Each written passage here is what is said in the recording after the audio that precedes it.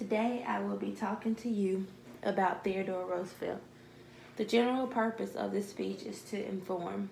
The specific purpose is to inform my audience about the 26th President of the United States. The central idea of this speech was that he was the president during the Pearl Harbor attack. My introduction includes that Theodore Roosevelt was 42 when he became the youngest president in the nation's history. He brought new excitement and power to the presidency. He vigorously led Congress and the American public towards the progressive reforms and the strong foreign policy. He took view that the president should take whatever action necessary for the public good unless expressly forbidden by the law of the Constitution. Today I will tell you all about Theodore Roosevelt.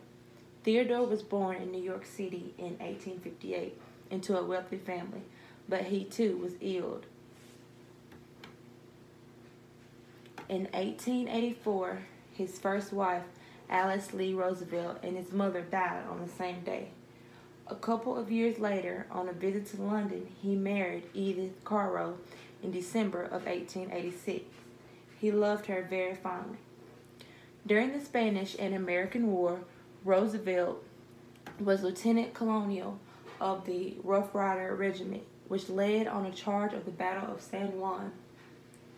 Roosevelt won and served with distinction.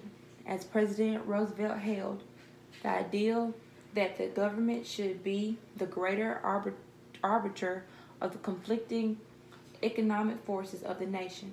Roosevelt emerged spectacularly as a trust buster by forcing the dissolution of a great railroad combination in the Northwest.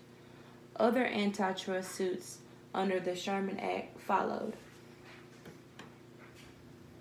Aware of the strategic need for a shortcut between the Atlantic and Pacific, Roosevelt ensured construction of the Panama Canal.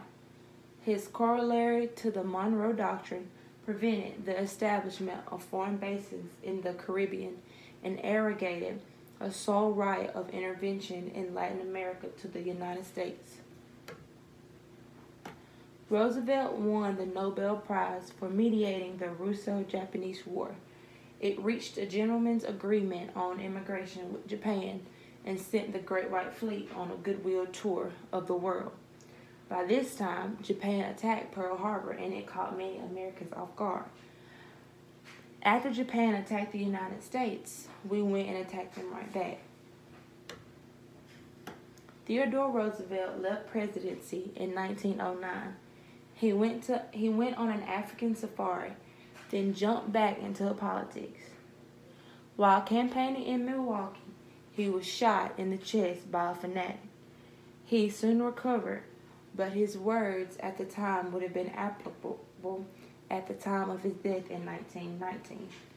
His last words were that no man has had a happier life than I have led, a happier life in every way.